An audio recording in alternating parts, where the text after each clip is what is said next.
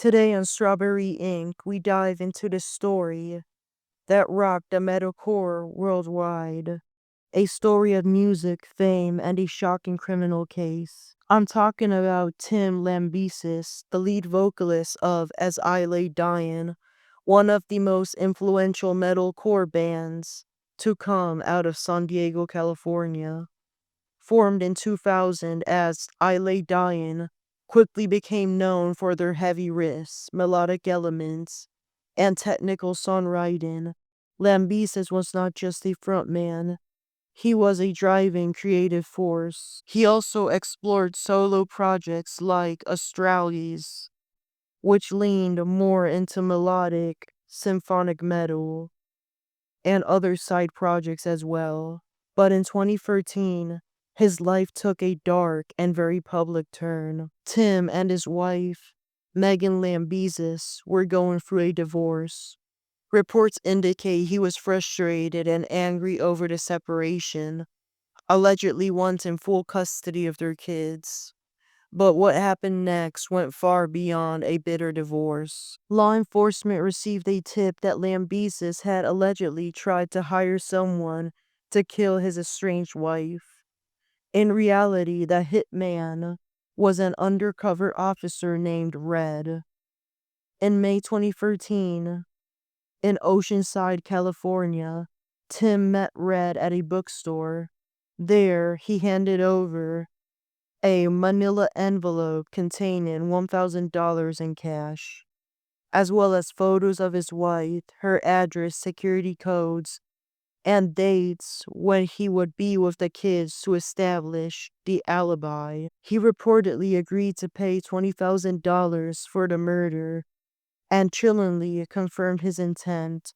Just to clarify, just so you know, I do want her dead. At that point, law enforcement acted, arresting him on the spot. At the Oceanside police station, Lambesis reportedly said that divorce was stressing him out, as if that was a good excuse. His divorce, by the way, was finalized later that year in San Diego, with Megan retaining custody fully of the kids. However, the kids would be allowed to talk to their father after the criminal case concluded.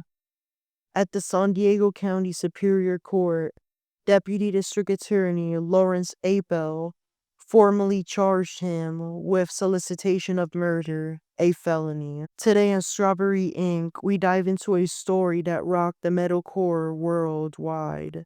A story of music, fame, and a shocking criminal case. I'm talking about Tim Lambesis, the lead vocalist of this big band based in San Diego, who have made headlines across the nation. Lambesis, as he was booked into the San Diego County Jail, retained a private attorney, Jesse Ortega. At his initial appearance before Judge Gregory Polak at the San Diego County Superior Court, he pleaded not guilty and was granted a $3 million bond, one which was later reduced to $2 million. He was released on May 30th, 2013, pending further proceedings. Fast forward to February 2014. Lambesis struck a plea deal and pleaded guilty. On May 16th, 2014, Judge Polak sentenced him to 6 years in prison. He was immediately remanded back into custody, initially staying at the San Diego County Jail before being transferred to the Vista Detention Facility for evaluation, and then lastly his permanent one, the George Bailey Detention Facility in San Diego. Because he pleaded guilty, Lambesis waived most of his rights to appeal, but he did appeal the sentence itself. The San Diego Court of Appeal rejected his request to be resentenced. The case then reached the California Supreme Court in San Francisco, which commuted his sentence, granting him parole after roughly 2.5 years. This was after the judge had refused to modify the case. In the end, there was still somewhat success. Finally, in December 2016, Tim Lambesis was released on parole under conditions including GPS monitoring and restrictions on contacting his wife and children. It's a story that blends fame, creativity, and tragedy, as well as a reminder that even in the spotlight, life can take dark turns. By now, his supervision is over.